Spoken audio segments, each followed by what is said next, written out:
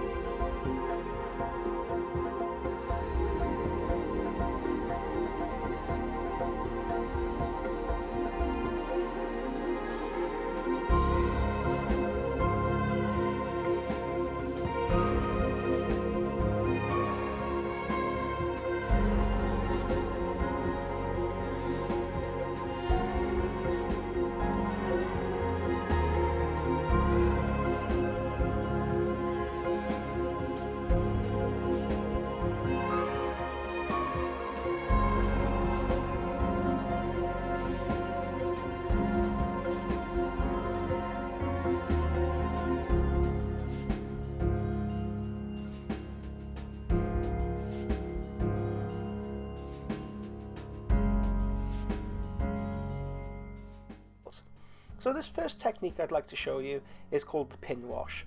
Now it's essential that the miniature is gloss varnished before we use this technique. Not that it will damage the underlying paint job if we used it without a gloss varnish, it's just that it helps the capillary action of the paints. It's a very fancy way of saying the paint behaves a lot more predictably with a gloss varnish on than if we didn't have one on. So I want you to mix up oil paint. I use Winsor & Newton and Dale & Rowney, and some Artist Odorless Thinner. Now this is essentially turpentine, but it's a lot less aggressively milled, so it won't stink your house out, it won't give you a headache for using it for a long time, and overall it's just a much more pleasurable experience using the paint. So for the pin wash we need to gloss varnish the miniature, and then we need to mix up the turpentine and the oil paint to around the consistency of drawing ink. So if you've ever had a fountain pen and you've split open the ink and you've thrown it over your school friends, I mean, yes, I have done that. That's the consistency that we're looking for. In order to prepare the oil paints, we will need to place it on a piece of cardboard to absorb any excess moisture from the oil itself, and we control absolutely how much oil is on our paint, is in our paint rather. So I'm just analysing what portions of the vehicle could do with black lining. With Forge World miniatures, the cuts are quite deep, and as you can see there, I just add a touch of paint to a gap, and it will flow and run into all those recesses, giving us that authentic shadow, that shadow effect. When we airbrush miniatures, unfortunately, it does leave a slightly washed out appearance. None of the lines are really defined, so by adding the oil wash stage here, it just defines everything much more.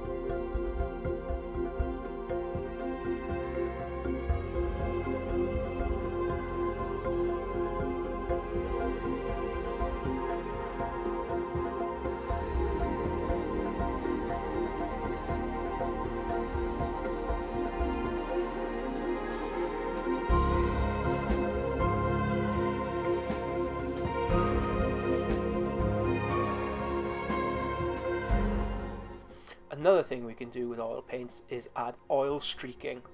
Underneath each of the rivets, I'd like you to place a small amount of burnt umber, and this can be slightly thicker in formulation, so there's more oil paint here than there is with the oil wash. Whereas the consistency of the oil wash is around drawing ink, this stage is slightly thicker in formulation. It's more like Games Workshop paint, slightly thinned down.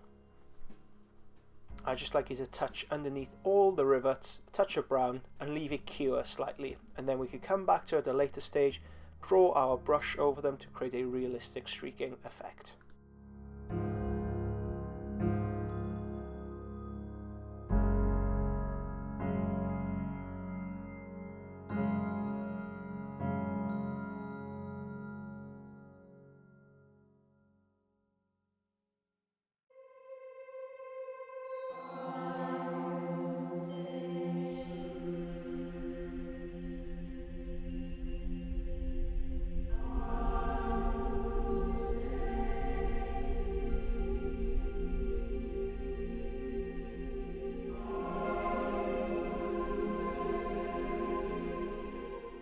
The next technique I would like to show you is called staining.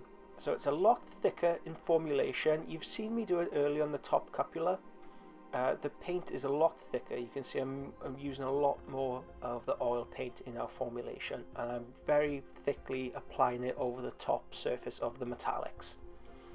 So it's a little bit like a wash, a little bit like a filter layer, only I will wash this off later on in the process. I'll let it cure for around 12 to 24 hours, then wipe it off with a Q-tip.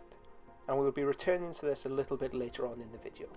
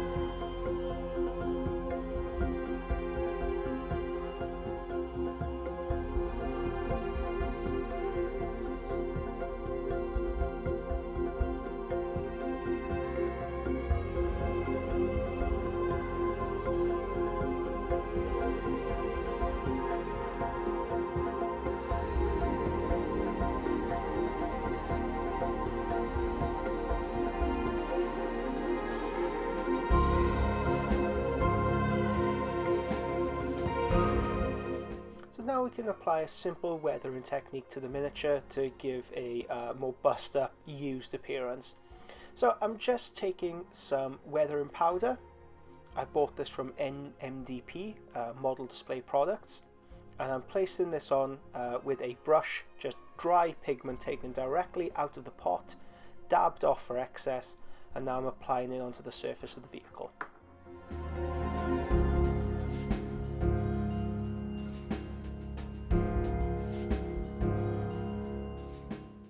I could brush the weathering powder down the side panels of the vehicle to give a dusty, worn appearance, and this is great for harmonising the decals in with the rest of the miniature. But on the whole, I'm concentrating the weathering powders around the tracks of the vehicle, where a natural detritus would build up, with sand, dirt, etc. I'm not being too careful with this technique. I'm applying it where I think where it would naturally fall, and then later on I'll be using a brush to get rid of any excess weathering powders. So here you can see I've taken an older brush and I've just moistened it somewhat. It's not completely wet. I don't want to use a wet brush with this. I want to dampen the brush and then run it over the surface to give the appearance of dust settling on the vehicle, it having rain occurring, rain coming down the side of the vehicle, and giving this dusty, worn appearance to the side of the vehicle.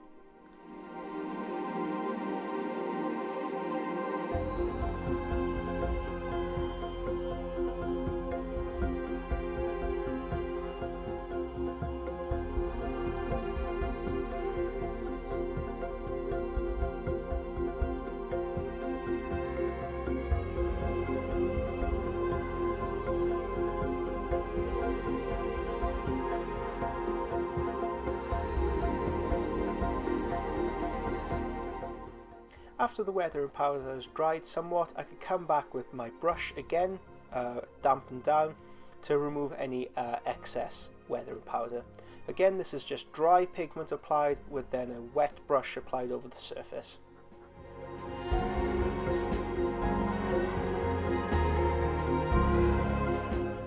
For the inner core of the vehicle, I've mixed up several weathering powders together to create a different mud effect. So when you look at mud caked in vehicles, it's never just one colour, and by that extension you should never just use one type of weathering powder. Grab up a whole heap of different weathering powders from MIG, MDP, Forgewell do a good line. Just grab up a whole heap, something that's analogous to your bases, the bases you'll use on your infantry, on your miniatures, and apply that into all the gaps and crevices of your own vehicle. You can see up on the top cupula where just dirt would naturally accrue. I've just added some, again, dry pigment into the gaps.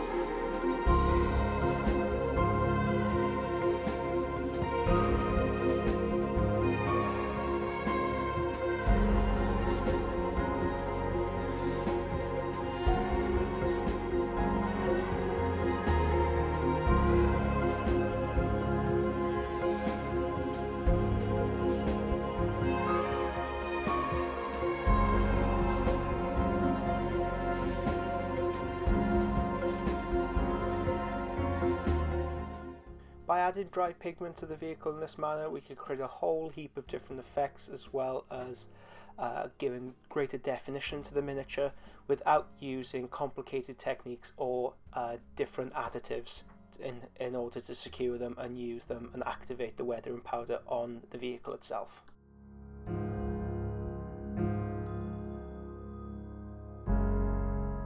It's essential at this stage that we matte varnish the miniature, and then we could go on to this next stage.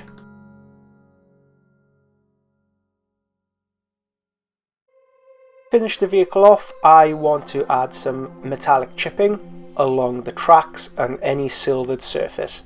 So instead of just using a straight up silver, I've chosen to go with Castellax Bronze by Games Workshop. I'm just adding this onto the surface. This will give a more nuanced, different look to the plate, as if it's been bashed, worn, weathered, discoloured over its years of service. Then on top of this, I'll be adding a silver colour. So it's a really nice place to add this to the cupula. You can see how it's an unusual thing to do, but it looks very natural.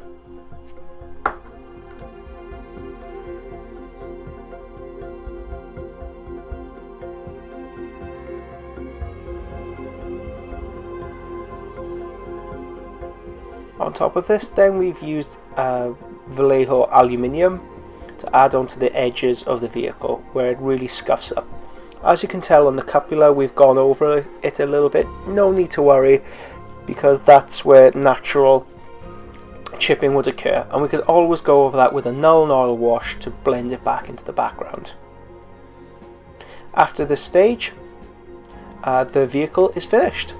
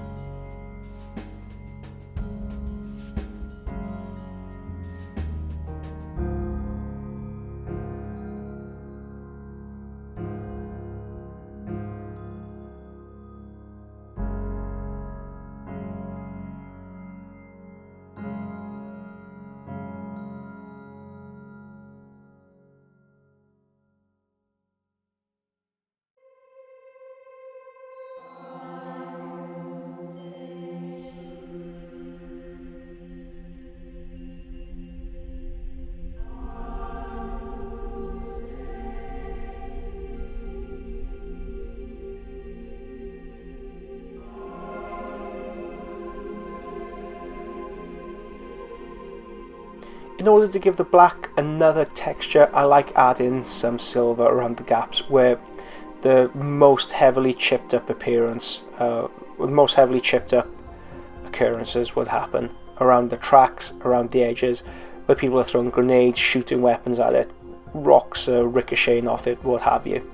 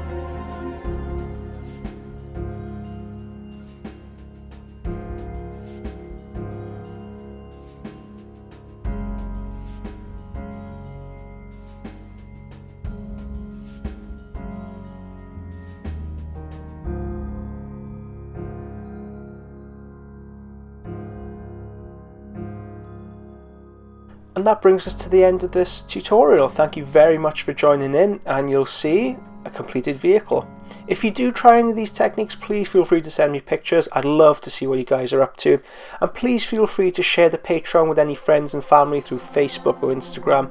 You have no idea how much that helps the growth of the channel, and hopefully you can feed that back into the community. Thank you very much.